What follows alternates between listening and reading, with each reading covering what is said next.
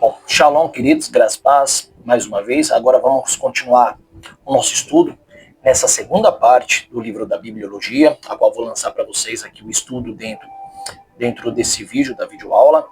E eu gostaria que vocês me acompanhassem. Você que está com o seu livro digital, abra seu livro digital. Você que adquiriu o livro através da Amazon ou da Kindle, seja o livro físico, seja o livro em EPUB ou e-book, gostaria que você abrisse aí. Vamos lá, abra aí o seu livro junto com a sua Bíblia.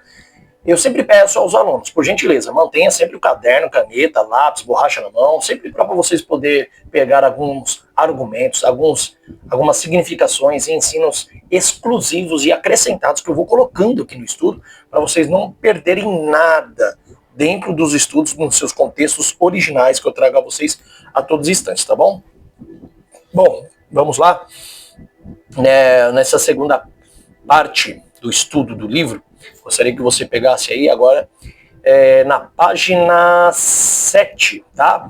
Paramos lá na página 6, na aula anterior. Você que não teve aula comigo ao vivo ou através das aulas presenciais, então você pode pegar aqui, entrar lá no canal do Torá, com H no final, Torá Viva, entra no canal do YouTube Torá Viva, não deixando de avisá-los, se inscreva no canal, compartilhe o canal, divulgue o canal. Porém, esses vídeos que vocês estão estudando comigo aqui, esses vídeos é somente vocês que têm, tá?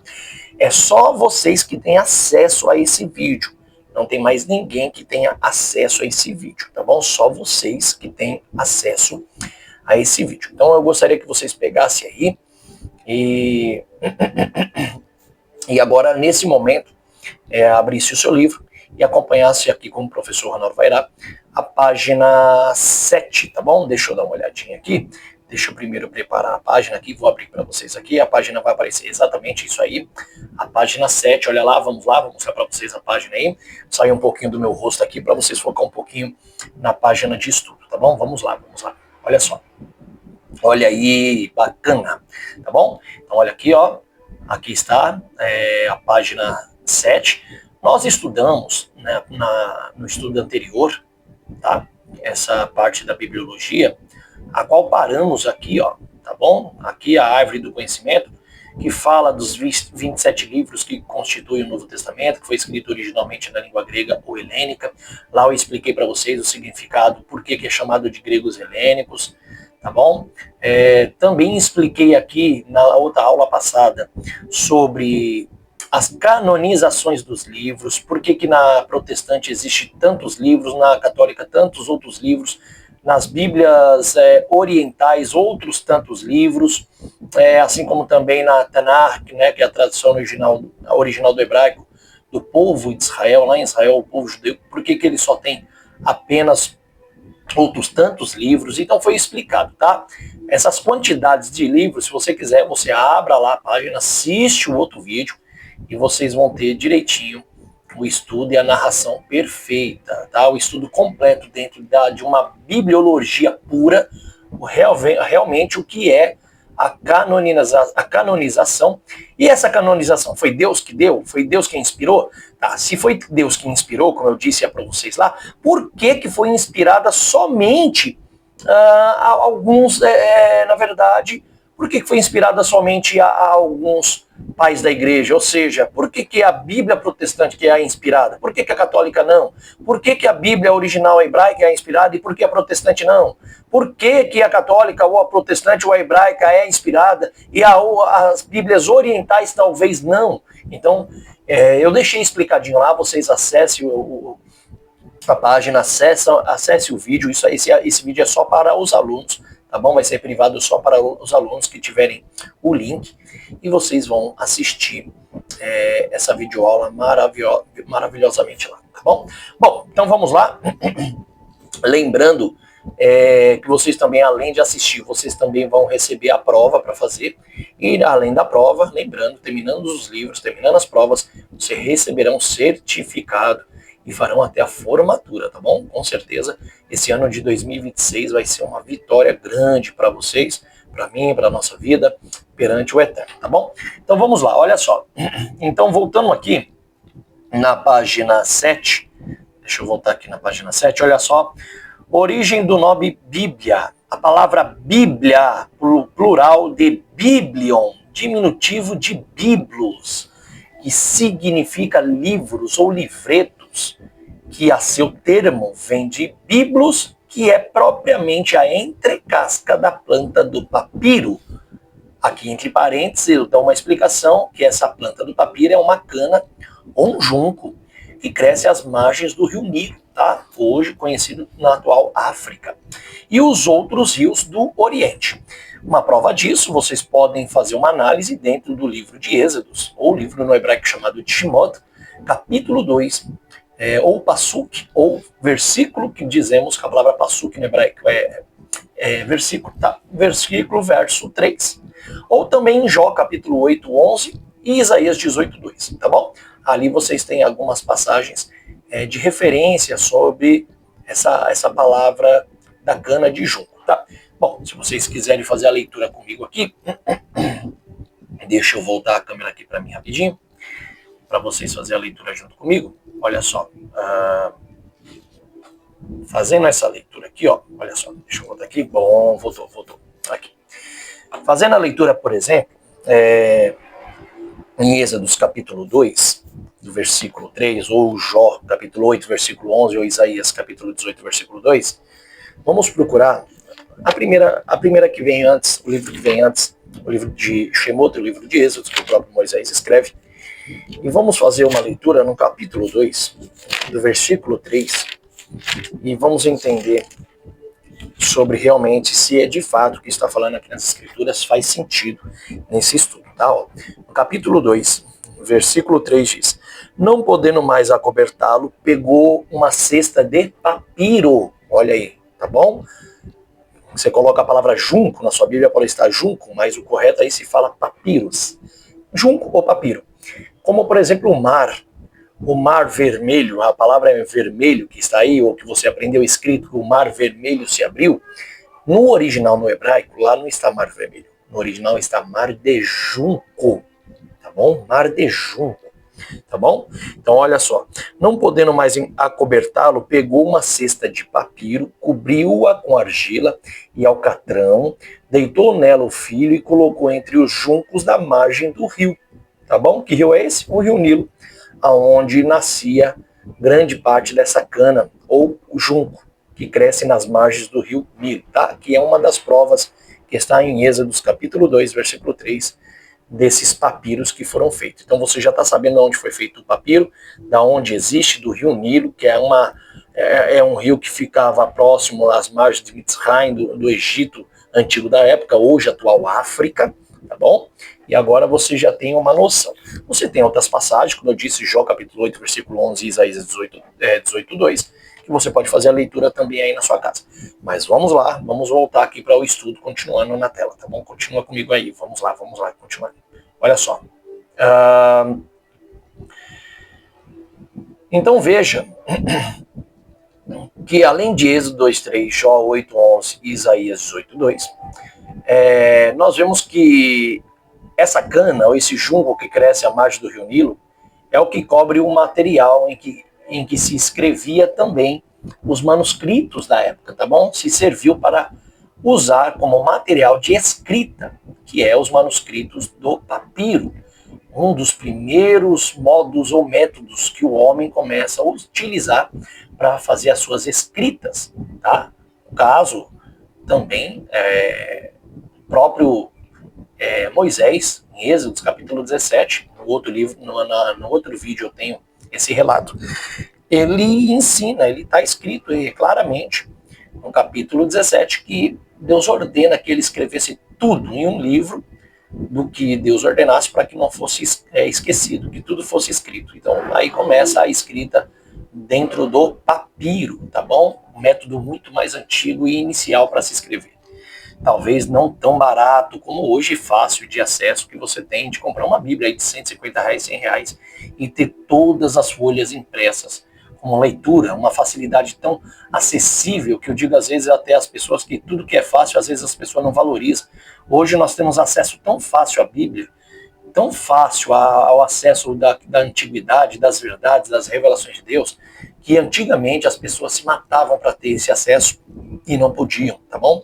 Na verdade, somente líderes tinham acesso aos escritos e manuscritos para se utilizar e ainda cobrar, como mestres da época, para transmitir de uma forma oral o ensino ou a própria leitura dos manuscritos ao povo na época que não tinha condição de ter o seu próprio pergaminho, manuscritos das histórias de manifestações de Deus desde Abraão até o tempo dos profetas, tá bom? Então você aproveite muito essa chance que você tem de ter a Bíblia aí do seu ladinho para estudar e conhecer a palavra de Deus. Mas vamos lá, continuando,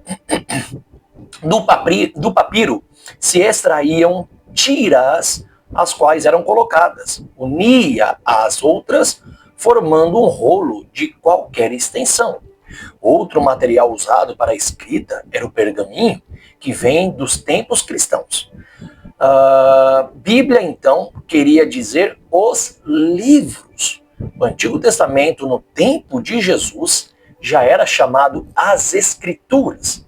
Cada livro era escrito separadamente em seu rolo, especialmente, e os da sinagoga eram presos em duas hastes de madeira, em cada banda, desenrolando-se de uma e enrolando-se na outra, à proporção que era lida. Então, conforme era lido os manuscritos, que agora era colocado em rolos, né, esses pergaminhos, na verdade, né, que já antigamente, no Antigo Testamento, no tempo de Jesus, já era chamado de as Escrituras, Escrituras Sagradas, não tinha o nome Bíblia, na verdade, né? Nem a palavra Bíblia existe dentro da Bíblia, né? Então, Bíblia, ela quer dizer a palavra livros, que vem da palavra biblos, livros, tá? Então o Antigo Testamento no tempo de Jesus já era chamado as Escrituras, e cada livro era escrito separadamente em seu rolo especial. E os das sinagogas, que eram as igrejas, as congregações da época do povo de Israel, o povo judeu, ou como nós vemos em Lucas capítulo 4, 16, que era o costume já de Jesus, sempre aos sábados estar nas sinagogas, esses escritos eram presos em duas hastes de madeira, ou seja, em cada banda, desenrolando-se de uma e enrolando-se na outra, conforme a proporção que era lida. Tá? Então era assim que era lido. E hoje, até hoje, na verdade, em algumas sinagogas, temos o rolo da Torá, guardada, né? Ali você vê aquele armarinho, né? Que nós chamamos de Arão, a arca, e é colocada lá dentro, e depois, quando é feita a leitura, abre-se o rolo. Então, conforme você vai desenrolando do rolo de cima, vai enrolando ao rolo de baixo, até terminar todo o escrito que contém nela, tá? Então, até hoje é assim dentro das sinagogas. Então, a Bíblia hoje significa o livro por excelência. Olha aí, eu vou mostrar para você, tá aqui, ó. Tá? Significa o livro por excelência. O livro sagrado. E nem sempre a palavra inspirada de Deus foi escrita. Tá? Eu vou explicar por que eu estou falando isso. Nem sempre a palavra de Deus inspirada ou vinda de Deus foi escrita. Nem sempre. Por quê? Porque ela começou de uma forma oral, que os mestres, os judeus chamam de lei oral. Tá? Então ela nem sempre foi a palavra inspirada de Deus assim escrita. O homem é falho à prova de consciência e entrou por uma época debaixo da lei. Por que eu falo debaixo da lei? Entre parênteses, na qual sabemos que hoje não estamos debaixo da lei segundo o seu legalismo para a morte, mas sim guardamos a lei de Deus no coração segundo a fé, para a salvação eterna e pela graça. Então, olha que coisa interessante. O que é legalismo? O legalismo é o estilo de vida de pessoas que acreditam que o cumprimento das regras torna o indivíduo merecedor do favor e da salvação. Por isso que eu digo aqui que nem sempre a palavra de Deus inspirada por ele foi escrita. E o homem é falha à prova de consciência. E entrou por uma época debaixo da lei. Por que entrou por uma época debaixo da lei? Porque naquela época, deixa eu voltar de novo aqui para mim, naquela época, todos os judeus, até às vezes hoje mesmo, na consciência e na ideologia de muitos judeus, acredita que você seguindo a legalidade da lei como ela você está sendo justo e correto. E obviamente você está sendo justo. Você é justo. Você é correto quando segue a lei da forma legal, a lei de Deus, estamos falando da lei de Deus. Que na verdade hoje a lei de Deus é usado como base, que o homem usa como base para criar suas outras leis que existem nesse mundo, tá? Se não fosse pelas leis de Deus, não saberíamos o que era certo, o que é errado, o que é pecado, o que traz vida, o que traz morte. Se o homem fosse criar todas as suas leis por si mesmo, sem ter uma base que era as leis de Deus, o homem ia errar muito, ia morrer muito, ia perder muito, ia falhar muito até encontrar algum resultado que dissesse, ó, isso aqui é científico, isso aqui produz resultado, então agora vamos guardar essa lei. Então Deus é tão misericordioso que não. Ele não deixa pelo próprio o homem à mercê, ele não deixa o homem à deriva no mar, né? Dentro de um barco, vamos dizer. Deus não deixa o homem aqui à deriva nesse mundo. Ele vai lá, aparece a Moisés e agora materializa as suas leis para que o homem tomasse ela como exemplo de vida. E olha que a palavra de Deus, a lei de Deus, ela é tão perfeita.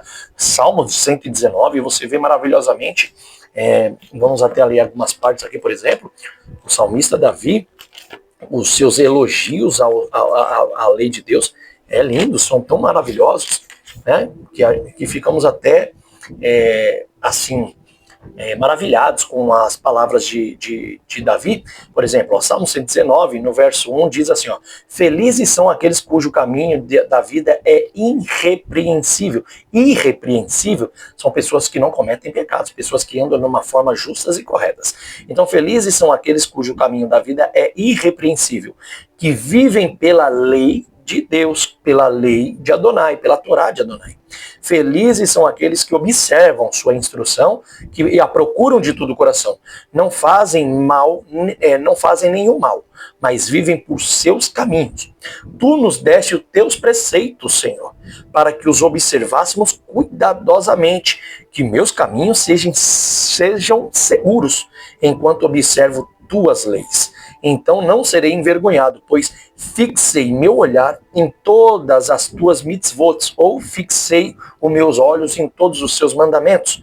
Dou-te graças com um coração sincero, enquanto aprendo teus justos mandamentos. Observarei tuas leis e não me abandones completamente. Como pode o jovem manter puro o seu caminho? Guardando-o de acordo com a tua palavra. Eu te procuro de todo o meu coração. Não me deixes desviar dos teus mandamentos. Entesouro a tua palavra no meu coração. Na tua Bíblia está a tua palavra escondida e guardada em meu coração, para não pecar contra ti. Bendito és tu, Senhor. Ensina-me as tuas leis. Proclamo com a minha boca todos os mandamentos que tu me promulgaste. Próprio Davi está sendo enfático. Como é que o ser humano, como é que o jovem viveria e produziria resultados que desse vida a ele, instruções que manteria ele de pé, ou o seu próximo com vida, se não conhecesse essas instruções que fossem dadas por Deus. E qual é a instrução? O nome dela? Torá. A palavra Torá vem do hebraico instrução, não lei. Lei no hebraico é Yará. Então ele fala das suas instruções. E as suas instruções, a tua Torá é derivada das suas leis. Então a lei é tão santa, tão maravilhosa de Deus, tão perfeita, que ela já veio do próprio Deus. Por isso que ela é sobrenatural, não é natural do homem. Não são leis que o homem criou e começou a usar para ver se ia dar resultado, ou precisou de muita gente morrer, ou passar por muitos sofrimentos para poder falar, não, isso aqui deu resultado e isso aqui não. Não, Deus já deu leis tão perfeitas lá no Monte Sinai a Moisés e aos homens, que essas leis, quando você pratica, ela já produz resultado por si mesma. Ela te dá uma longa vida por si mesma. Não tem necessidade de você ficar criando leis ou procurando leis que possam produzir resultados. Deus já deu leis que já dão resultados. Por isso que lá em Levítico 18 diz que aqueles que obedecem meus mandamentos viverá por ele, viverá por ela, né? Então, o interessante é que o que está no livro aqui, eu passo para vocês, é que a lei de Deus tem que ser obedecida, sim, só que não somente na sua legalidade. Se você for só na forma legal, como eu disse, eu usei uma passagem, por exemplo, lá em em Mateus, capítulo 5, uma passagem que Jesus utiliza sobre o sermão da montanha que ele faz, e ele diz aquela passagem assim, olha, está escrito, não adulterarás, lá em Mateus capítulo 5, do versículo 27 ao 28. Jesus diz assim, está escrito, não adulterarás, eu porém vos digo, qualquer um, né? Olha aqui, eu vou ler até aqui na Bíblia aqui, ó. Ouviste o que foi dito, não adulterarás. Ou seja, Jesus cita o 7º mandamento do Antigo Testamento que proibiu o ato físico do adultério. Aí ele diz, eu porém vos digo, ou seja, Jesus introduz agora uma interpretação, ou seja, ele traz a essência da lei, não só a legalidade dela. Ele traz uma essência, tá? Que é mais espiritual, é mais interior do que exterior, tá?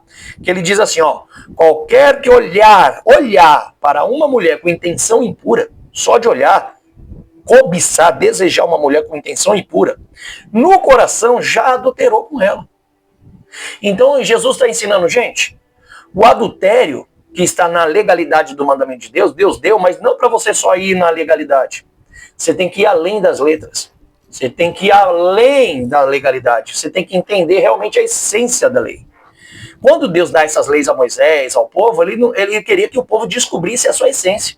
Mas que o povo ficou focado tão somente na legalidade dela, que disse, bom, se eu chegar até aqui, se eu não adulterar com a mulher, se eu não pecar com aquela mulher, não for para a cama com aquela mulher, não causar um relacionamento com aquela mulher, então eu não estou pecando, correto? Correto.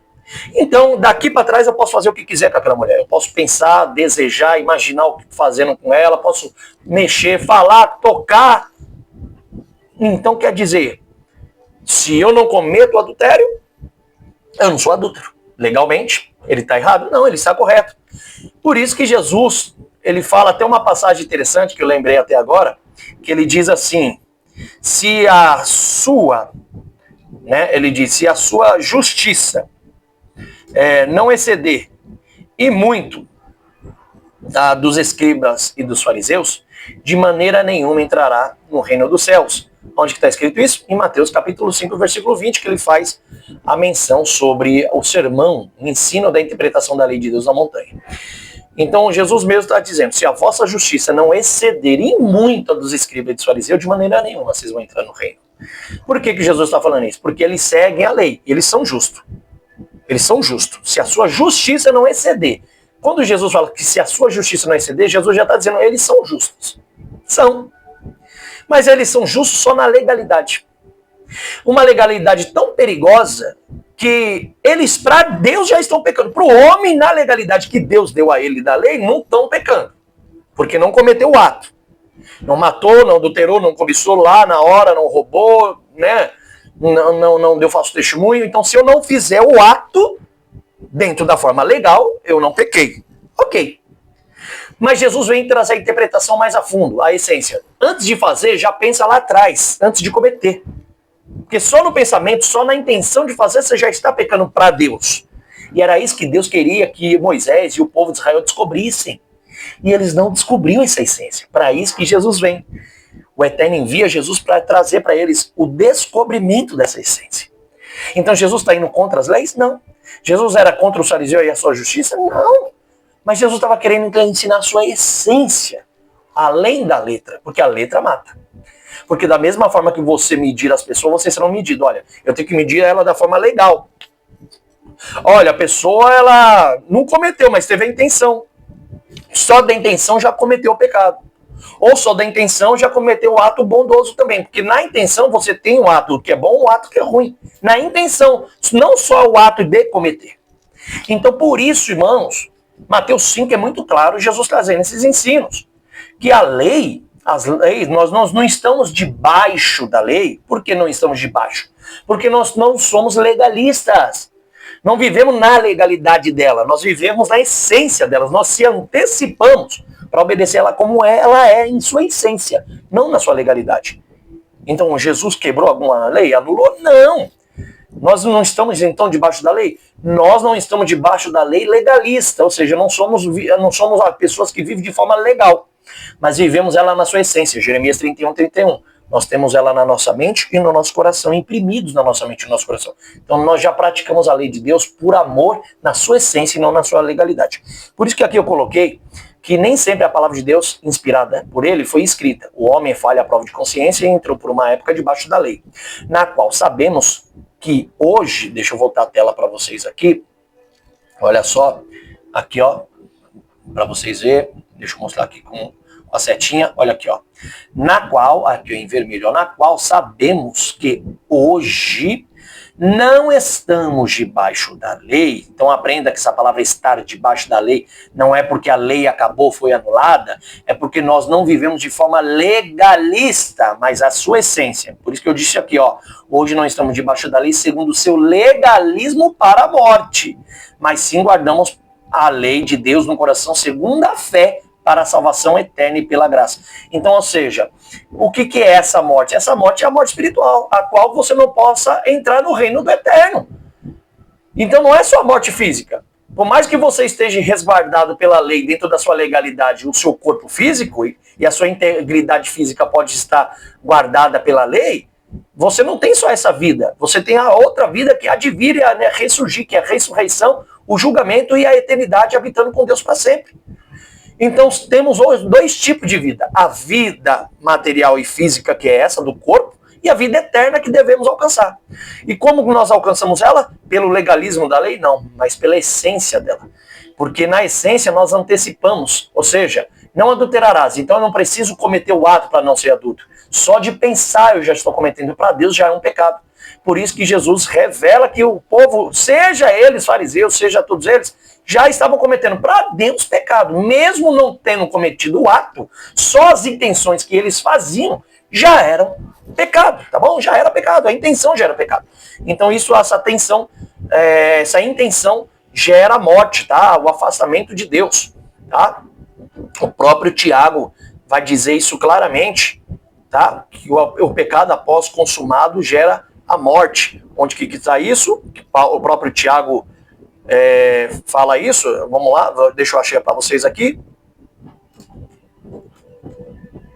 Olha só. Aqui, ó, lembrando, Tiago capítulo 1, versículo 15. Olha aí, ó. Ele diz o quê? Depois, havendo a concupiscência, deixa eu ver se eu posso, talvez eu possa abrir até a tela para vocês aqui. Deixa eu compartilhar também. Vou compartilhar isso aqui. Que aí vocês leem aqui, é para ficar gravado para vocês também, tá? Eu sei que vocês estão com a sua Bíblia, vocês podem acompanhar na Bíblia também. Mas vamos lá. Olha aí, deixa eu compartilhar isso aqui com vocês. Olha lá, ó. O que está escrito aqui, ó? Mas cada um é tentado quando atraído e engodado pela sua própria concupiscência.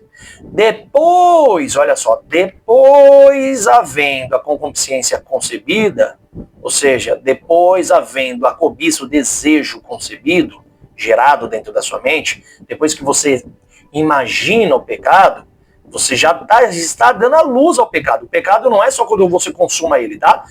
É quando você já gera ele na mente. Por isso que é chamado de concupiscência. Concupiscência é o mesmo de que ter a intenção, o pensamento concebido. Então, quando você concebe o pensamento, dá luz ao pecado. E o pecado sendo consumado, gera a morte. Tá? É o que está escrito claramente aqui. Ele gera a morte. Então, queridos, vamos ser bem sucintos e sinceros aqui. Deixa eu até voltar para outra página aqui para vocês e voltar aqui para mim na tela aqui. Olha só, vamos lá. Então vocês viram muito bem que o pecado não tem que ser só consumado para ser punido ou absolvido pela lei. Não adulterarás. Então, se eu não cometo, eu não gerei morte nem para mim, morte física, que algumas palavras dentro da lei você pode ser morto. Então por isso que Paulo fala que a letra mata, mas o espírito vivifica. Por quê? Porque a letra mata, porque a lei foi dada para te punir se você realmente pecar contra Deus e contra o teu próximo. E tem pecados que são para a morte, tem outros pecados que não são para a morte. O próprio João vai falar isso lá na sua primeira epístola de João, se eu não me engano, capítulo 5. Que existem pecados que são para a morte e pecados que não são para a morte. Em resumo, então se você comete o ato, você cometeu o pecado, você gerou a morte. Pode ser uma morte física até, e também até a própria morte espiritual. Só que a morte espiritual já não vem só no ato, já vem na intenção. É o que Jesus estava ensinando a eles. Se a sua justiça não exceder e muito a dos escribas e dos fariseus, de maneira nenhuma você entrará no reino dos céus. Onde que está escrito isso? Eu vou mostrar para vocês aqui na tela também. Deixa eu dar uma mostradinha para vocês. Só para vocês verem. Aqui, ó, Mateus, capítulo 5, do versículo 20. Tá? Deixa eu mostrar a tela. Vamos dar uma olhadinha. Olha só, tá bom? Vou compartilhar para vocês aqui também. Olha só, olha lá. Olha só. Tá escrito aqui, ó. Porque vos digo que, se a vossa justiça não exceder em muito a dos escribas e fariseus, jamais entrareis. Olha aqui, jamais, olha aqui. Jamais entrareis no reino dos céus. Porque ouviste o que foi dito aos antigos: não matarás. E quem matar está sujeito a julgamento. Eu, porém, vos digo que todo aquele que sem motivo se irá, não precisa nem matar, só se irá contra o seu irmão, estará sujeito a julgamento. E quem proferir um insulto a seu irmão estará sujeito ao julgamento do tribunal. E quem lhe chamar tolo estará sujeito ao fogo do inferno. Olha que incrível! Isso aqui é incrível, isso aqui é incrível. Eu não sei como que as pessoas não conseguem, muitos aí que se dizem teólogos, né? Mestre das escrituras, não conseguem interpretar. Não sei como eles não conseguem fazer uma interpretação sucinta disso aqui. Jesus está mostrando bem claramente a essência da lei, não está quebrando, não está anulando, ele só está mostrando realmente a essência verdadeira dela. Se ele está mostrando a essência, é porque aquela lei é santa, justa e boa. Só que não só na sua legalidade, só não esperar chegar no ato. Você já tem que se antecipar a não cometer na mente, que é a essência. Então Jesus está mostrando claramente, primeiro, que a sua justiça tem que exceder muita dos escribas e fariseus, porque eles são justos sim, mas só dentro da legalidade. Então já imagina o que eles faziam na mente.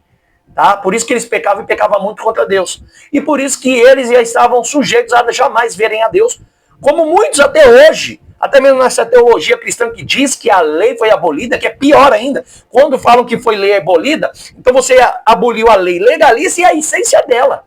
Você anulou as duas.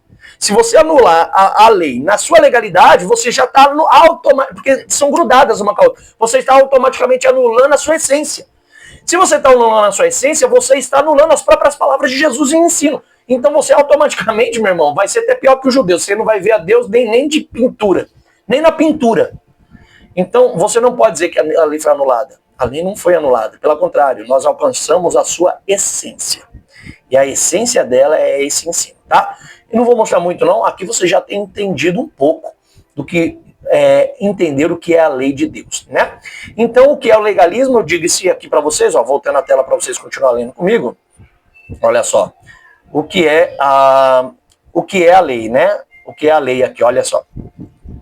O que é o legalismo? Legalismo é o estilo de vida de pessoas que acreditam que o cumprimento das regras torna o indivíduo merecedor do favor da salvação divina. Não, ele não se torna merecedor disso, não. Se tornaria merecedor se ele entendesse a essência da lei, não a sua legalidade. Mas como o homem nenhum alcançou isso, o próprio Romanos capítulo 3, Paulo diz que não há um justo, sequer realmente não há um justo.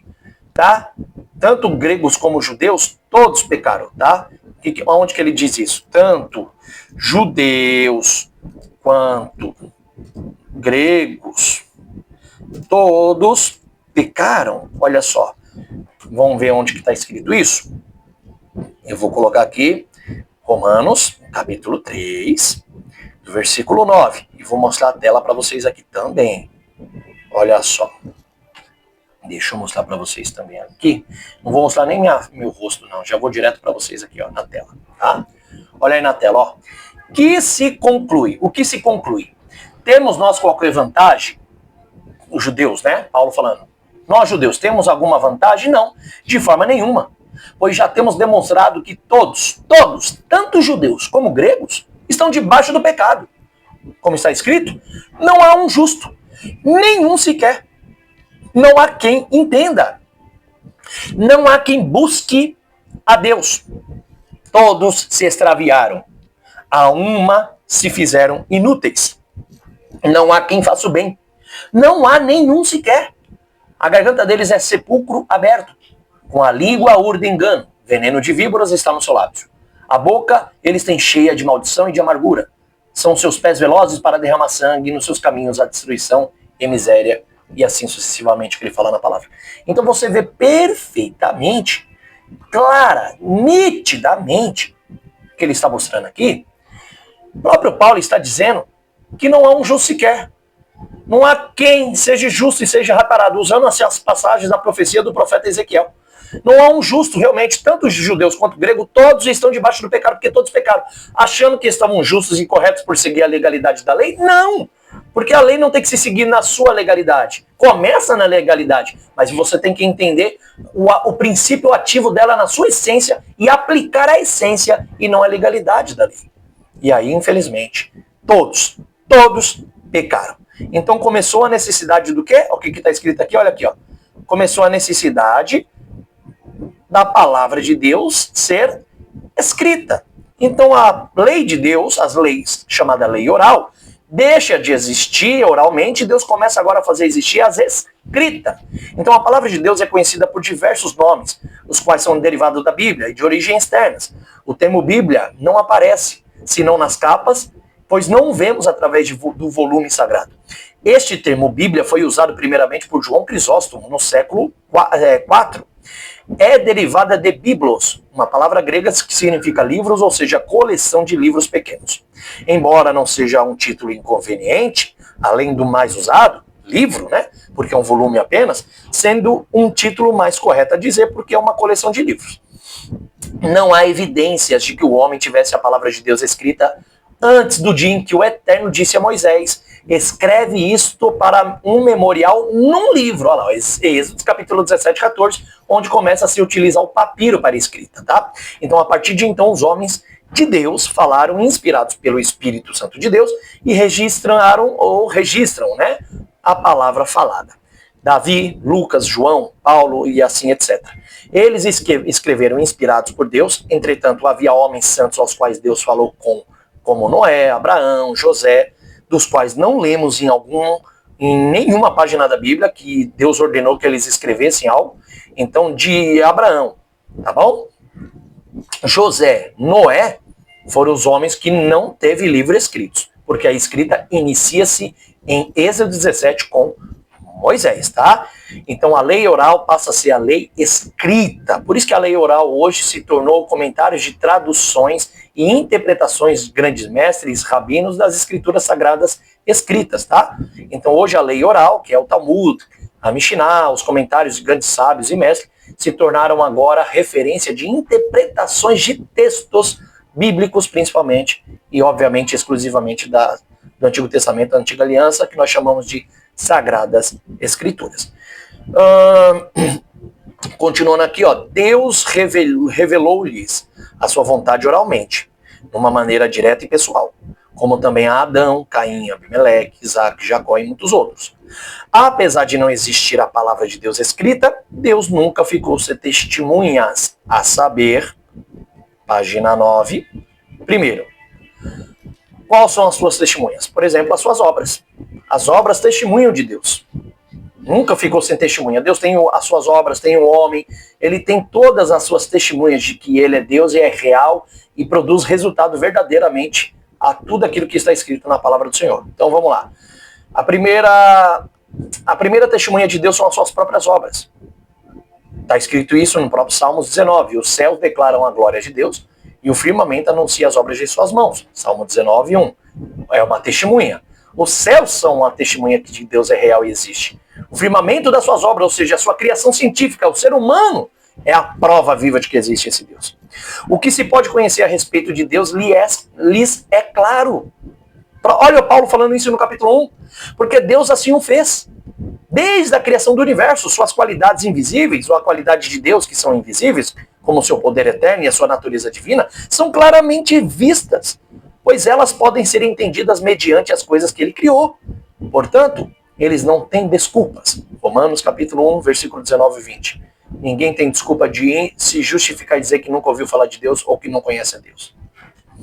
Segundo, a consciência do homem prova que Deus existe, os quais mostram a obra da lei escrita em seu coração, ou em seus corações, testificando juntamente a sua consciência. Romanos capítulo 2, versículo 15. Assim o homem possuía desde o princípio um conhecimento de Deus sem as leis escritas. Escondeu-se Adão da presença do Senhor. Gênesis capítulo 3, versículo 8. O que quer dizer isso? Que isso é consciência.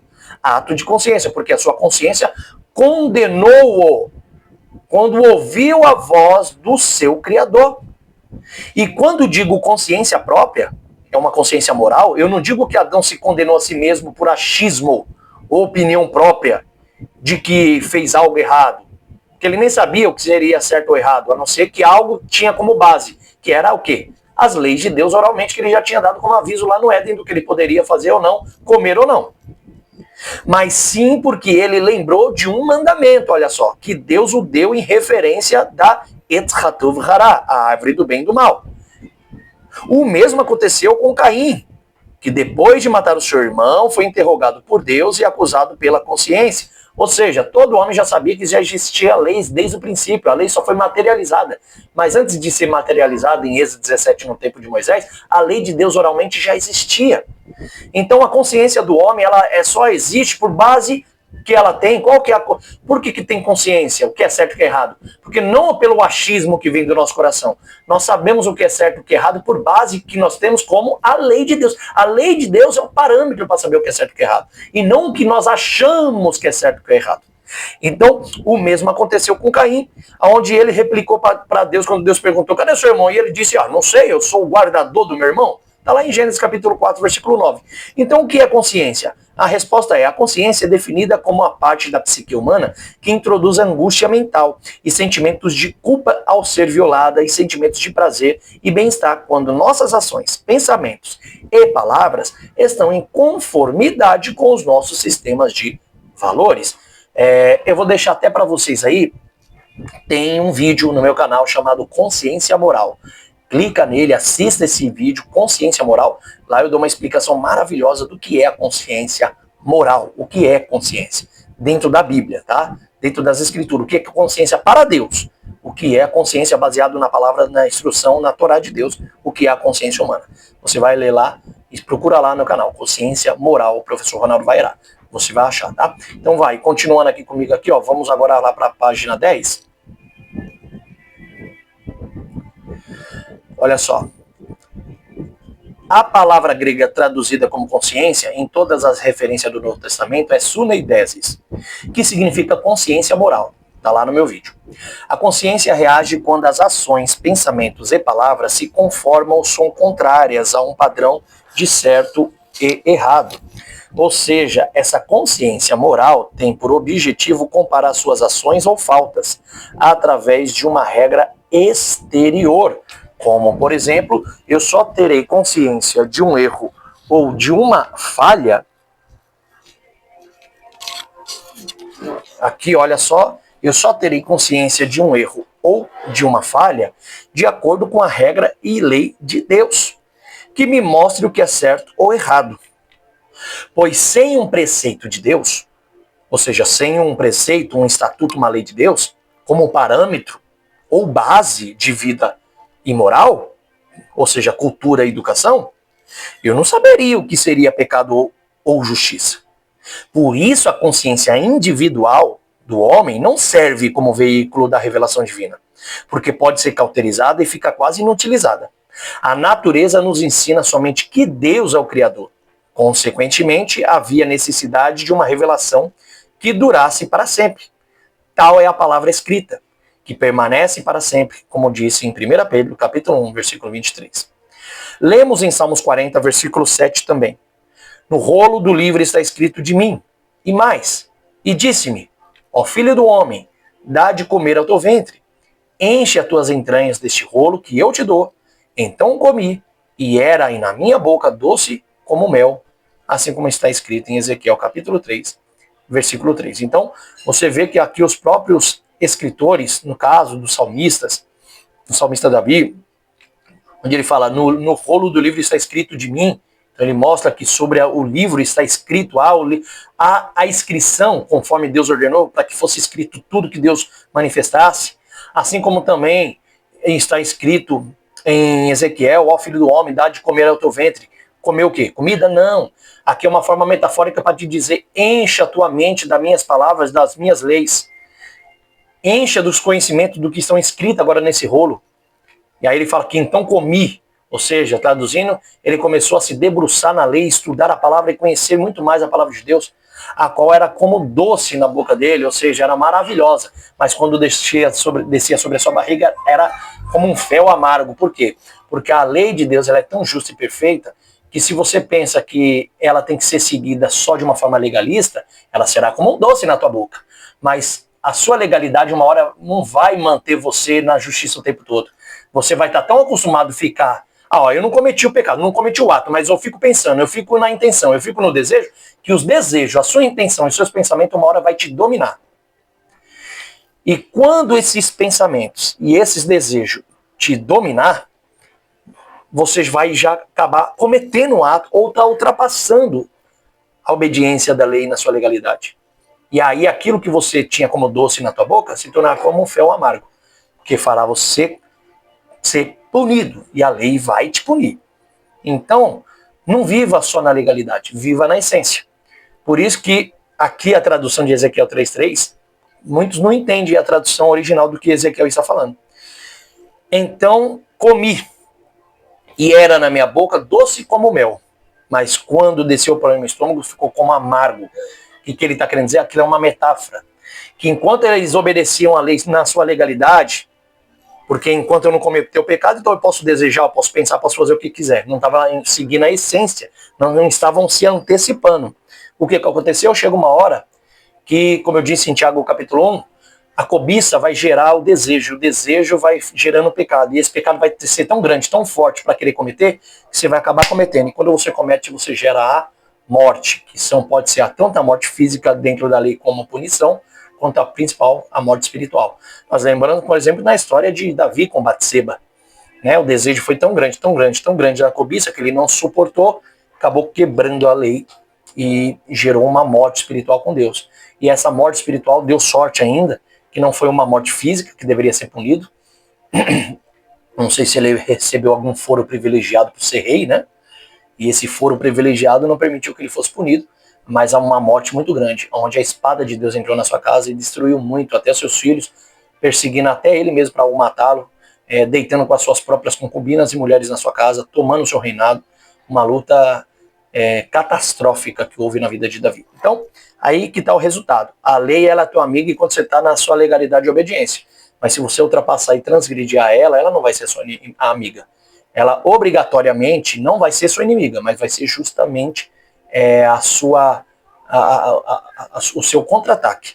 E a lei vai ter que exercer a sua função. Tá? Então a lei é santa, ela é justa e é perfeita. Mas não viva na legalidade, viva na essência, tá bom? Muito lindo esse ensino que Deus está permitindo trazer para vocês aqui hoje.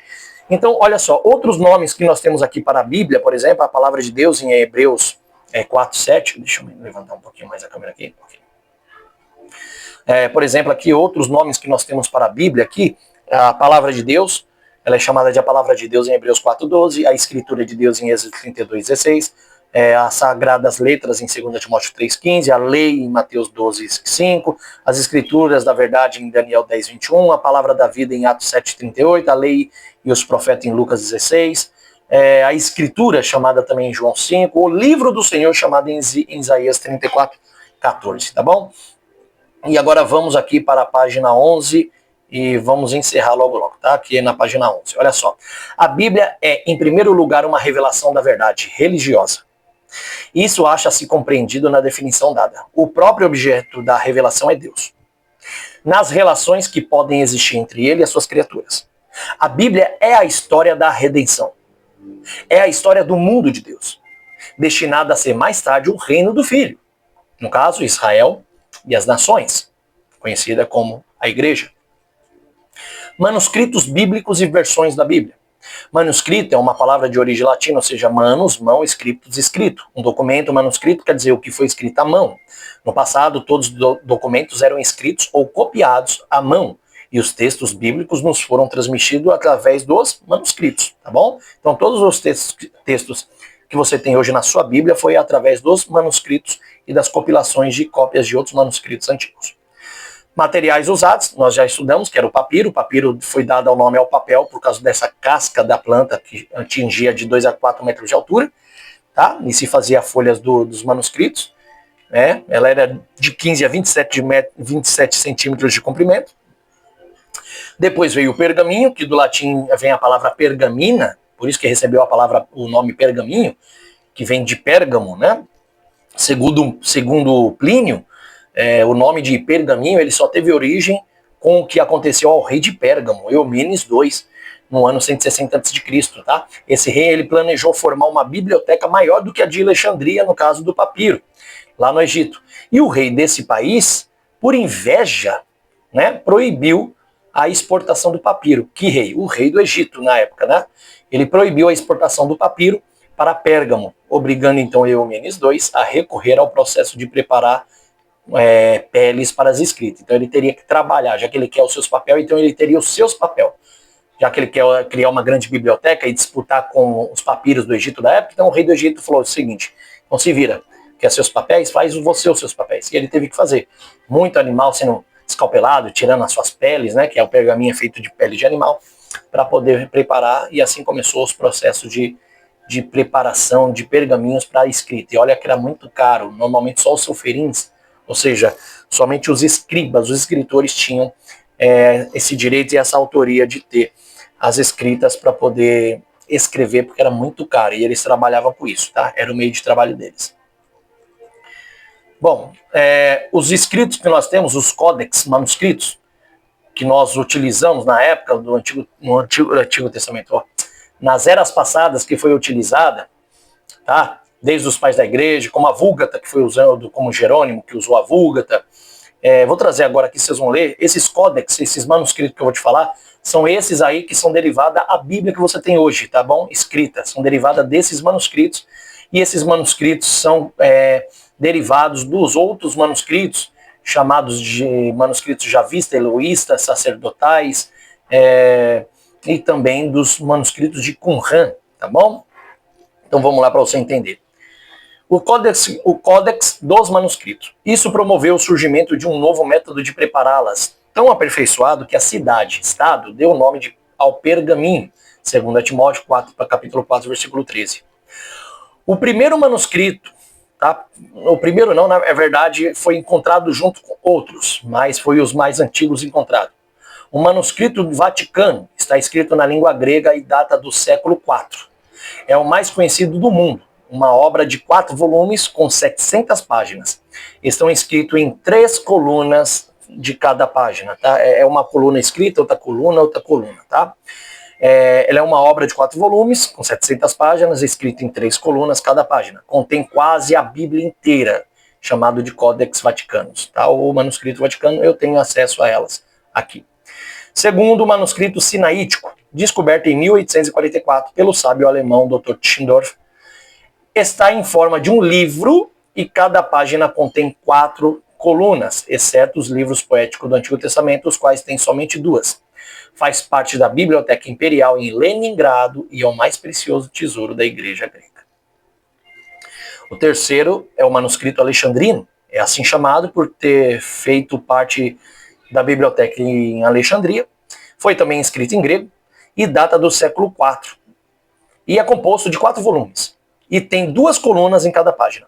Acha-se atualmente no Museu Britânico, em Londres, e contém a Bíblia inteira, exceto alguns seguintes trechos, que aí eu deixei aqui, Gênesis 14, 14:7, 15 do versículo 1 ao 5, 16 do 6 ao 9, não tem o 1 Reis 12, 18, não tem o 14, versículo 9 de 1 Reis, não tem também Salmos 49, Salmo 70, Mateus 1, capítulo 25, nem o João 6, nem o João 8, nem 2 Coríntios 4 e nem 2 Coríntios 12, 7, tá?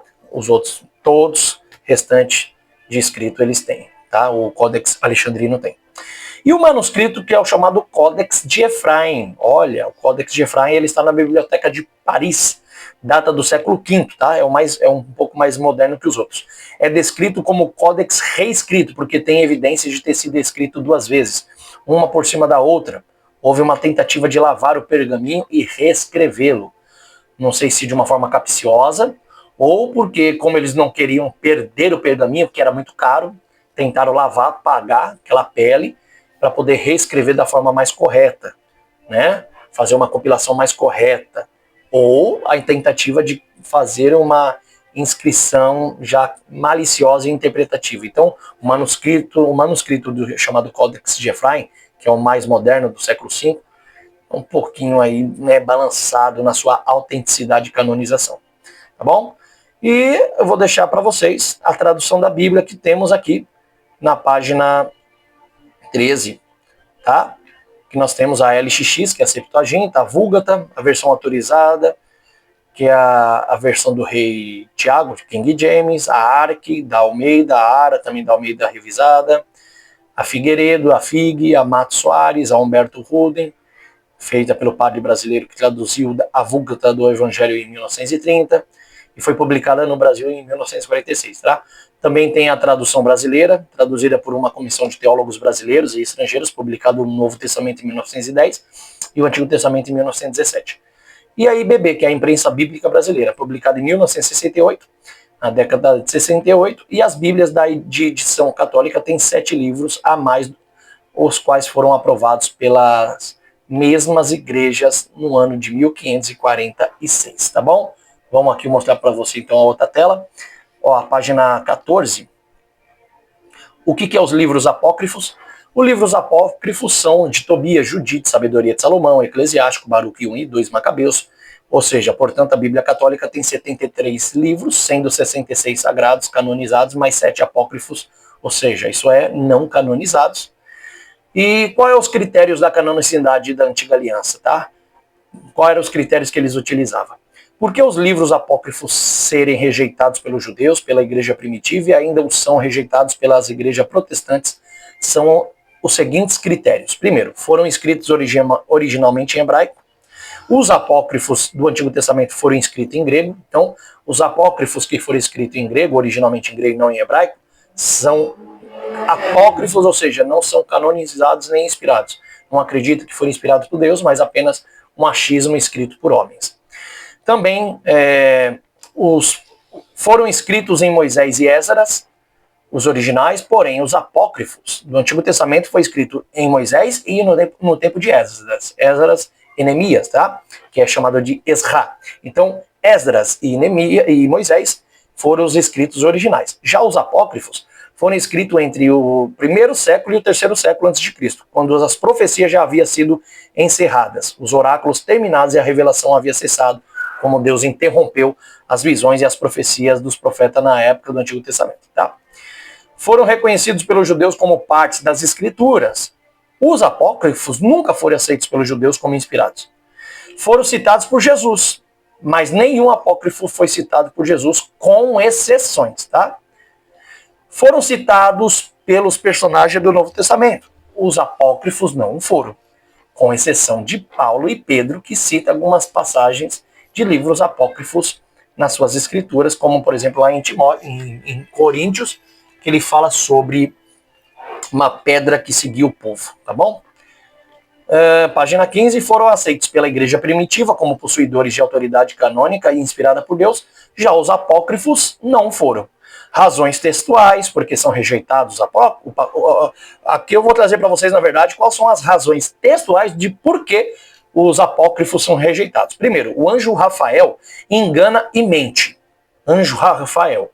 Quer dizer, um anjo enganar e mentir é complicado, né?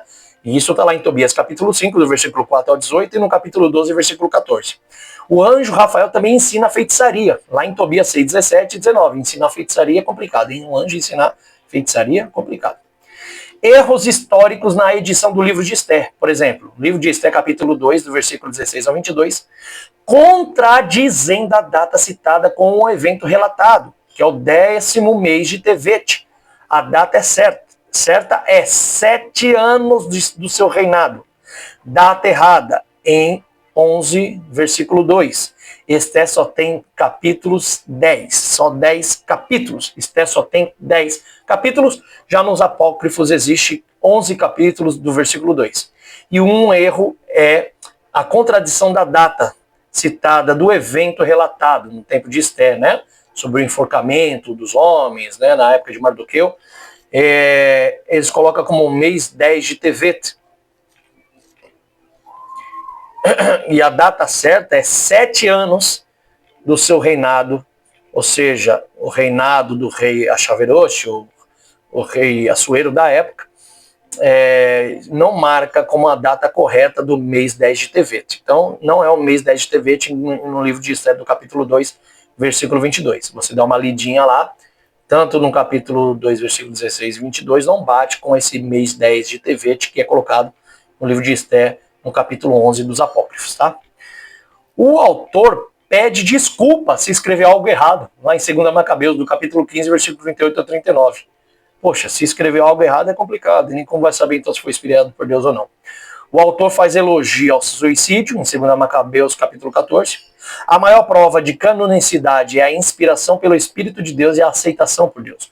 O cumprimento das profecias messiânicas e escatológicas. A Bíblia e suas escrituras. A Bíblia é uma coleção de escrito inspirado pelo próprio Espírito de Deus, cujo autor é o próprio Deus. A Bíblia toda tem 66 livros, com cerca de 40 escritores, por um período de 1.500 anos, aproximadamente, os quais não conheceram e pertenciam a diversas categorias sociais. Tá? Por exemplo, os estadistas que nós temos e legisladores como Moisés e Daniel, Davi, que exerceu variadas atividades, foi pastor de ovelha, poeta, músico, soldado e rei, profetas como Isaías, Jeremias, Zacarias, pescadores como Pedro, Tiago e João, coletor de impostos no caso de Mateus, médico como Lucas, autor do livro dos Atos dos Apóstolos e do Evangelho que leva o seu nome, doutor da lei como ocorreu com Paulo, Abacuque e Elias, eram agricultores e muito mais de continentes diferentes. E o que é mais importante, nada sabiam e o que haviam sido já escrito, tá? De outros escritos, de outros homens que tinham sido escritos, nada eles tinham consciência ou sabiam.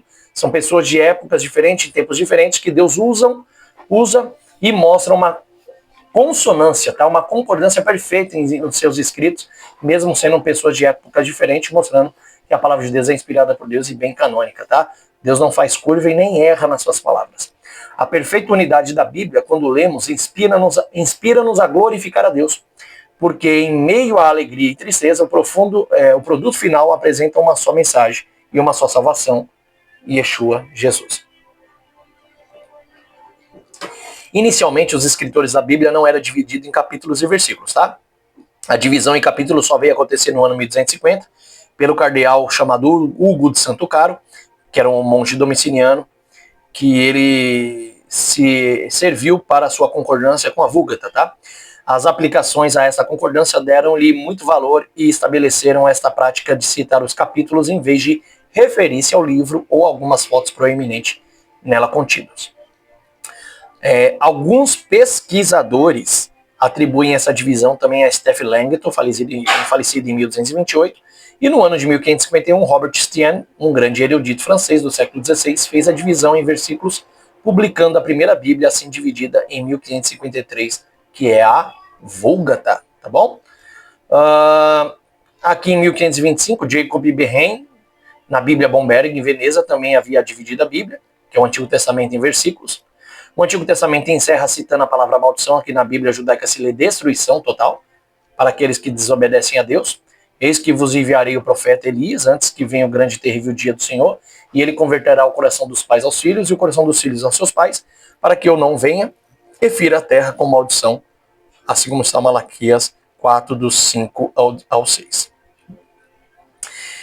E no Novo Testamento encerra citando graça do Senhor e Yeshua HaMashiach. Olha que interessante também, interessante aqui, voltando rapidinho, nós vendo agora essa passagem interessante. O Senhor fala que no tempo de Elias ele converteria o coração dos pais aos filhos e o coração dos filhos aos seus pais para que ele não viesse, para que Deus não viesse e ferisse a terra com destruição.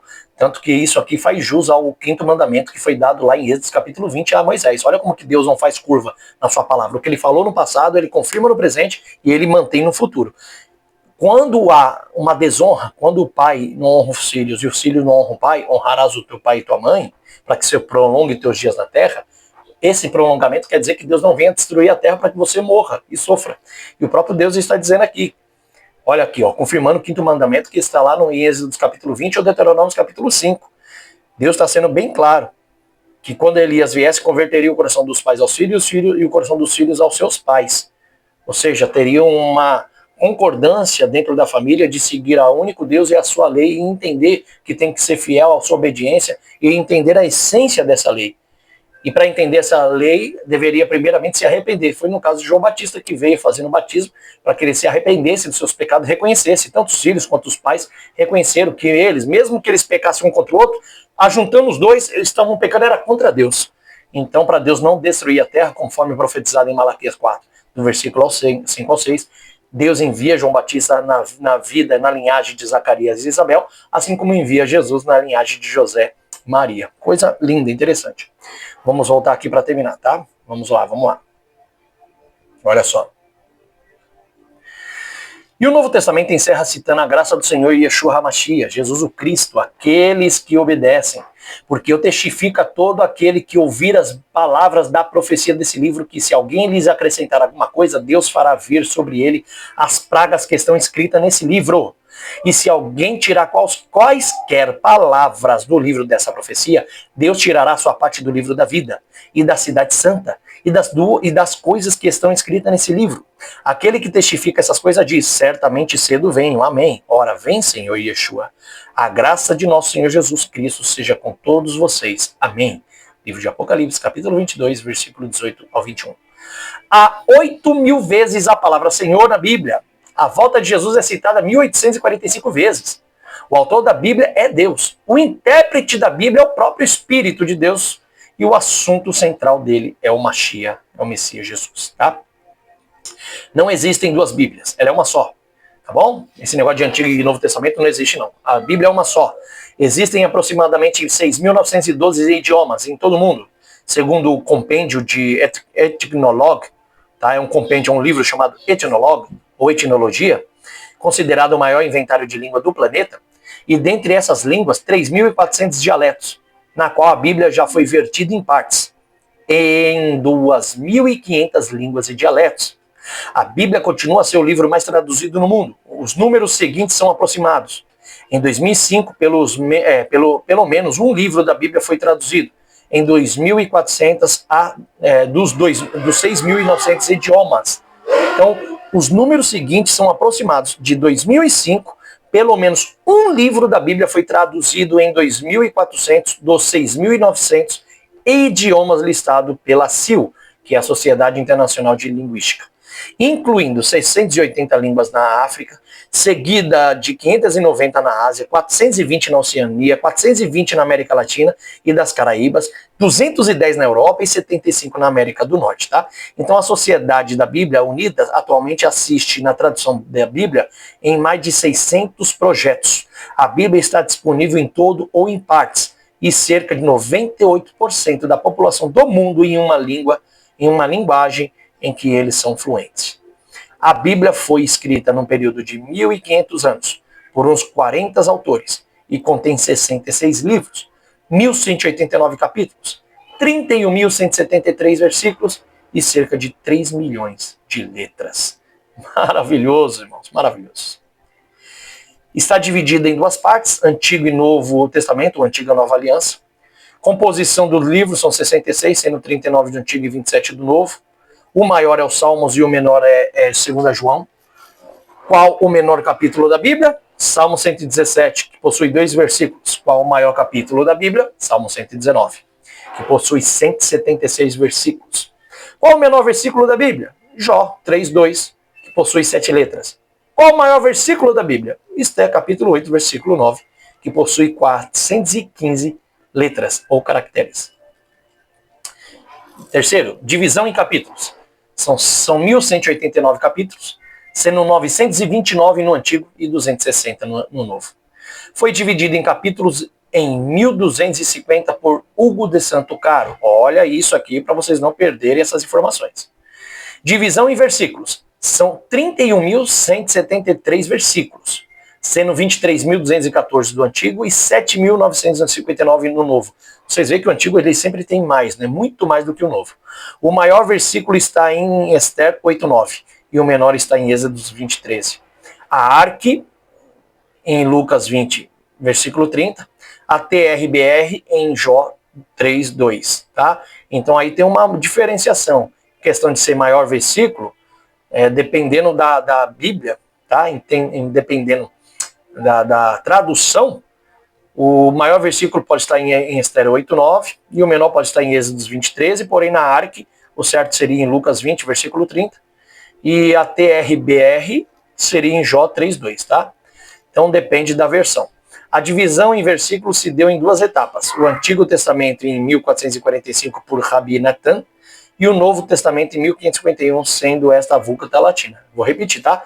Isso aqui depende da versão. A divisão em versículos, não em capítulo, a divisão de versículos se deu em duas etapas. O Antigo Testamento foi em 1445 pelo Rabino Natan e o Novo Testamento em 1551, sendo a Vulgata Latina por Jerônimo, dividida os versículos, tá?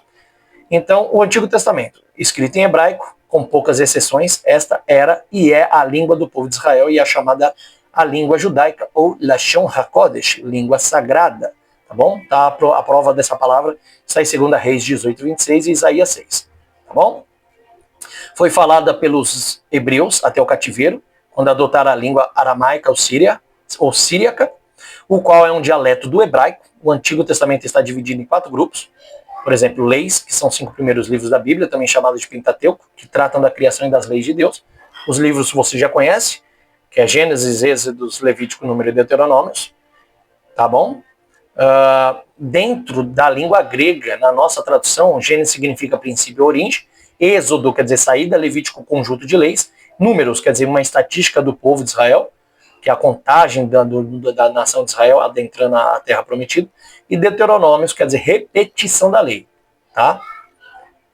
Destacamos as 5 festas bíblicas contidas no Pentateuco, as quais têm significado especial também hoje. A Páscoa, quer dizer a crucificação hoje, primícias, a ressurreição, Pentecoste, o batismo com o Espírito, trombetas, o arrebatamento e tabernáculos, eternas moradas. Históricos, 12 livros, Josué a Esté, contém a história do povo escolhido de Israel, que é os livros históricos, tá bom? Aí nós temos aqui Josué, Juízes, Ruth, 1 e 2 Samuel, 1 e 2 Reis, 1 e 2 Crônicas, Esdras, Neemias e Esté, tá bom? Livros poéticos são 5 livros, Jó a Cantares, que são assim chamados, devido ao gênero literário. Esses são livros poéticos, tá bom? Jó, Salmos, Provérbios, Eclesiastes, Cântico dos Cânticos. Os proféticos são 17 livros, de Isaías a Malaquias, tá? Que são subdivididos em 2 grupos. Os profetas maiores, que é de Isaías a Daniel, na nossa Bíblia. Daniel, na nossa Bíblia, que é um profeta, na Bíblia original judaica, Tanakh, não é um profeta, mas ele está entre os escritos, tá bom? E em segundo lugar, os profetas menores, de Oséias a Malaquias, que são 12 livros. Aí nós temos aqui o nome dos livros, Yeshua, ou Jesus, que representa, o que ele representa nesses profetas, e o significado da palavra. Tá? Isaías, ele representa o Mashiach, que significa o Senhor salva. Jeremias, renovo de justiça, o Senhor exalta. Lamentações, o rei morto, como, né? Aí como ele foi morto. Ezequiel, filho do homem, Deus fortalece. Daniel, pedra de Ismius, Deus é meu juiz. Oséias, encaminha o desviado, salvação. Joel, o restaurador, o Senhor é Deus. Amós, o divino lavrador, levar fardo, aquele que leva o fardo, significado, né? Que em Amós, o divino lavrador é aquele que leva o fardo. Obadias, o nosso Salvador, é o servo de Deus. Então aqui Jesus representa o servo de Deus em Obadias. Em Jonas, ressurreição e vida. Aí tem o significado sobre a pomba. Miqueias, testemunha contra as nações rebeldes. Quem é igual ao Senhor? Naum, fortaleza na angústia. Compassivo, Abacuque, nosso socorro, que significa abraço. Sofonias, Senhor zeloso, o Senhor protege. Entendam que aqui é o significado dos nomes dos profetas, que eu estou falando na terceira linha aqui da página, mas também aquela que representa Yeshua, tá? Sofonias, o Senhor zeloso, tá? Sofoniar significa o Senhor protege. Naum, aí ó, Naum quer dizer compassivo, Abacuque quer dizer abraçado, tá? Ioná quer dizer pomba, tá bom? Para vocês entenderem o que eu estou te dizendo. Roxia, Oséias, salvação, tá bom? Vou estar mostrando aqui para vocês. Ó, Daniel, ou Daniel, Dan-Ayel, Deus é meu juiz. Então esses são os nomes. Lamentações, o rei morto, no hebraico que significa como. Ageu, desejado das ações. Ageu ou Hagai, no hebraico, minhas festas, ou minha festa. Zacarias, Zacariá, renovo de justiça, significa o Senhor se lembra. Malachi, ou Malachi, Malaquias, sol da justiça, que significa meu mensageiro, tá? Esses são os significados dos nomes dos profetas. Página 22. Introdução ao Novo Testamento. Nome dado à segunda parte, que é, na verdade, uma continuidade do primeiro, não é uma segunda, é uma continuidade da nossa Bíblia, é o Novo Testamento, que quer dizer, literalmente, Brit Hadashah, ou Berit Hadashah, nova aliança. Aí nós podemos ver isso em Lucas 22, 20. Da mesma maneira, depois de cear, pegou o cálice explicando este cálice significa nova aliança no meu sangue derramado em vossos benefícios. Aí eu trouxe aqui, ó, Jeremias 31, 31. Gente, lembra, Jeremias 31, do versículo 31 a 33, eu estou explicando a vocês que Jesus disse aqui claramente, tá? Eu estou trazendo a vocês que Jesus está falando que nova aliança não é uma aliança substitutiva de Israel. Nova aliança é uma ampliação agora, é a nova aliança de Jeremias, onde Deus pegaria as suas leis, seus mandamentos e colocaria na mente e no coração da casa de Israel e da casa de Judá, a qual todos conheceriam o Senhor e eles agora seriam realmente instrumentos de Deus de verdade ao povo gentil. No caso, eles seriam luz para os gentios. E esses gentios, quando recebessem a palavra, se tornariam um como também se fossem judeus na casa de Israel. Aí nós vemos lá em Isaías 44, 5, essa profecia se cumprindo, tá? Uns dirão, sou do Senhor, outros dirão, sou do Senhor, mas levará o sobrenome de Israel. E outros também dirão, sou de Israel e sirvo ao Senhor. Então, ali está falando de três tipos de pessoas, os judeus messiânicos, e aqueles que levam o sobrenome da casa de Israel, né, os judeus messiânicos, e os gentios, que eram os prosélitos que adotariam o nome de Israel como nome do seu povo, como seria um povo só, e servindo a Deus como um único Deus, tá? Isso é profecia de Isaías 44, 5. E aqui a nova aliança é isso. A nova aliança não é uma substituição de aliança, é um renovo dessa aliança. É uma aliança ampliada agora, que tira as leis de cima do homem, a qual ele não vive mais debaixo dessa lei, e coloca essa lei no coração do homem, tá? Então agora nós estamos nessa nova aliança. E essa nova aliança, tanto para os judeus quanto para os gentios, todos em Jesus seguem o mandamento de Deus em sua essência, fazendo essa nova aliança. Então a nova aliança que Jesus faz na ceia de Lucas 22, 20, não é uma substituição da igreja por Israel. Não existe isso, não tem substituição de nada. Supersessionismo nenhum. Tá? É a mesma aliança do propósito que Deus fez com Abraão, de trazer a eternidade ao homem e implantar o seu reino sobre o homem. Mas para isso o homem precisa implantar a lei de Deus no seu coração. Mas como o homem faria isso sozinho? Não tem como. Então Deus faz isso através de Jesus, ensinando a sua essência e a sua misericórdia, tá? Dentro da sua lei, da sua Torá. Então aqui, esse cálice que eu lhe disse, esse cálice significa nova aliança no meu sangue, derramado em vossos benefícios, é descrição de Jeremias capítulo 31, do versículo 31 ao 33. Eis que vem dias, diz o Senhor, que firmarei uma nova aliança com a casa de Israel e com Judá. Ela não será como a aliança que fiz com seus pais no dia em que os tomei pela mão e os tirei da terra do Egito, porque eles violaram a minha aliança, ainda que eu, da minha parte, tenha sido como um marido para eles. Então eles violaram por quê? Porque eles pegaram a lei de Deus dentro dessa aliança e viveram sua legalidade. Não entenderam a essência. E Deus queria que eles tivessem entendido. Se não, meu irmão, sinceramente, se o povo de Israel, se os judeus, desde Moisés até o povo, se eles tivessem entendido realmente a essência da lei como ela é, Jesus nem precisaria ter vindo, porque eles não teriam pecado contra Deus. Porque eles sempre se antecipariam a não cometer o pecado só no espírito. A pessoa espiritual é aquela que pensa antes de cometer, não espera ir cometer ou não cometer, tá? Não tem que ser legalista. Então, eles não pensaram assim. Por isso que Jesus teve que vir, porque eles estavam pecando demais contra Deus. Por isso que Deus, em Jesus, teve que renovar e ampliar essa aliança, tá bom? Então vamos lá, voltando aqui.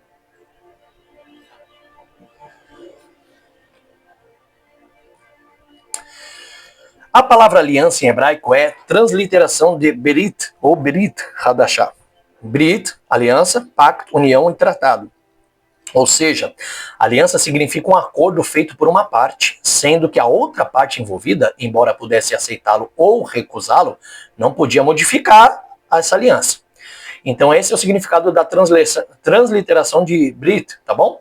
O AT, ou o Antigo Testamento, registra inicialmente o acordo de Deus com Israel, baseado na aliança outorgada por intermédio de Moisés no Monte Sinai. Ao passo que, chegando ao Novo Testamento, descreve um novo acordo entre Deus e os homens, melhor dizendo, as nações, mediado pelo Messias com base na nova aliança. Ou seja, é a mesma aliança, porém, essa aliança não é somente com Israel, e sim com todas as nações. Tá vendo que não é uma nova aliança substitutiva, é a mesma aliança. Porém, uma nova aliança, por isso que nova, porque agora é dada com as nações e não só com Israel. Na verdade, Israel foi o primeiro povo, a primeira nação a ser escolhida, para que se tornassem sacerdotes de Deus mediante as nações, como vemos em Êxodo 19:6. E vocês me serão um reino de Coranim, uma nação separada, isto é, já era algo profetizado pelo próprio Deus em Deuteronômio 32, versículo 8. Quando o Altíssimo, lá está escrito assim, ó, quando o Altíssimo dava às nações a sua herança, quando separava os filhos dos homens, fixou os limites dos povos segundo os números dos filhos de Israel. Ou seja, esta passagem fala de Gênesis 11, quando Deus desce até os homens na Torre de Babel e confunde as suas línguas, então é daqui em diante que surgem as nações, e eles são separados, cada um segundo as suas fronteiras, terras e línguas. Porém, nesse período patriarcal, ou seja, no tempo de Abraão, não existia Israel ainda. Então a pergunta é, como Deus fixou os limites dos povos segundo os números dos filhos de Israel, se Israel não existia? É interessante, né? Só que aqui está a resposta, o resumo da resposta é, Deus não faz ou não fez acepção. Tá? Olha só que interessante, vou trazer para vocês aqui, ó. Deus não fez acepção ou escolheu como predestinação Israel, porque era a melhor nação ou maior do que outras. Deuteronômio 7, do versículo 7 a 8. Mas porque era da linhagem de Abraão, que veio de Sem, filho de Noé, cuja linhagem continua de Enos, terceiro filho de Adão. E é em Enos que lemos a palavra. Foi nesse momento em que as pessoas começaram a invocar o nome de Adonai. Gênesis capítulo 4, versículo 26. Daqui vemos a resposta de o porquê Deus escolhe Israel como nação sacerdotal. Por que Deus escolhe Israel como nação sacerdotal lá na frente para as outras nações? Pois era para dar continuidade aos seus planos de trazer de volta a humanidade à comunhão com Deus e sua eternidade depois do pecado de Adão. E os únicos que mantiveram-se crente, fiéis ao único Deus verdadeiro, foi a linhagem semítica de Sem, que veio dessa linhagem de Noah, que vem da linhagem de Enos de Sete de Adão. Então essa linhagem mantiveram-se confiantes e intactas ao único Criador, sendo que as outras nações que se dividiram e se subdividiram e se separaram, criaram vários tipos de deuses, como na própria época de Enos. Então Deus sabe que desde a época de Enos, quem são a linhagem que criam no único Deus e quem eram as linhagens que não acreditavam somente só em Deus e cria em outros deuses. Tá bom? Tá aí a resposta. Por que Deus fala em Deuteronômios que separou e fixou o limite dos povos segundo o número dos filhos de Israel. Então Deus, ele já sabe de antemão de quem é seu povo e quem não é seu povo, quem te adora, quem não adora, quem serve e quem não serve, tá? Veja aqui, por exemplo, ó. Veja que Jacó, o homem que dá a continuidade do reino de sacerdotes, neto de Abraão, recebe o nome de Israel, cujo significado é ele vê Deus. Isso também é uma resposta de o porquê Deuteronômios 32:8 faz uma profecia de Israel. Vamos lá? Pois ele, Jacó, bem como seus pais arameus, árabes e sírios, Abraão e Isaac, como outros da linhagem das terras mesopotâmicas, viram, se encontraram e tiveram uma aliança com Deus. Mas alguém pode perguntar, Israel cumpriu com a aliança, sim ou não, para as nações? Resposta, sim e não. Sim, porque Deus dá continuidade desse chamado de reino de sacerdotes entre ele e os homens, não porém com Israel, mas com Yeshua. Querendo ou não, Yeshua sendo judeu, então Deus continuou com o povo judeu essa promessa, através e graças a seu filho Yeshua. E não, eles não cumpriu com a aliança de serem luz para as nações, porque Israel teria que cumprir esta aliança de ser luz para as nações como um povo santo, coletivamente, ou seja, todos em conjunto teria que trazer à vista dos homens quem era o único Deus a ser adorado. Porém, Yeshua, Jesus cumpriu isso sozinho e está cumprindo. Querendo ou não, Yeshua era judeu, um israelita, e fez o papel sozinho de toda uma nação judaica coletivamente. Então, não, Israel não cumpriu a aliança como deveria. E sim, Israel cumpriu através de Yeshua HaMashiach, seu papel graças ao Deus vivo de Israel. Essa é a nova aliança do Novo Testamento em Jesus Cristo, Lucas 22, 14 ao 20, onde a igreja, a comunidade, a congregação do Messias faz parte desse chamado e aliança até a chegada da plenitude dos tempos, como diz em 1 Pedro, capítulo 2, do versículo 9 ao 10. E para terminar, a disposição dos livros do Novo Testamento. O Novo Testamento compreende 27 livros escritos por 9 autores diferentes, a menos que Paulo tenha escrito Hebreus, né, sendo neste caso apenas 8 autores. Ao longo de um período aproximadamente de 50 anos, este livro se divide naturalmente em 4 categorias. E aqui estão as 4 categorias que nós vamos agora deixar para a página 26 para ser lida na próxima aula, no próximo livro, no próximo episódio aqui do vídeo, a qual faremos a leitura, tá? Então já vou deixar aqui, ó, a página 25, nós vamos parar aqui na disposição do livro do Novo Testamento. Vamos começar aqui pela disposição, na página 25, e dar continuidade na próxima aula, ok? Bom, espero que vocês tenham gostado também aqui, mais uma vez aqui também dessa live, dessa aula, desse vídeo, reafirmando e confirmando que vocês não deixam de fazer a aula presencial com o professor ou a live ao vivo comigo. Se não puder, tudo bem, vocês podem pegar a gravação e estudar a gravação, mas se puderem, por gentileza, estudem ao vivo. Tentem ao máximo fazer ao vivo a live ou presencialmente comigo, que ali a gente mata muito mais as respostas que precisarão ser sanadas para vocês, tá bom? Então que o Eterno vos abençoe com essa próxima aula, esse próximo vídeo que eu sei que vocês vão assistir, e que Deus abençoe grandemente o conhecimento e a sabedoria, inspirando vocês no poder do Espírito de Deus, com unção, graça e vitória, para que vocês sejam grandes homens e mulheres que deixem grandes delegados do ensino da palavra de Deus, tá bom? Que o Eterno vos abençoe, fica com Deus, shalom, até mais, Deus abençoe a todos vocês.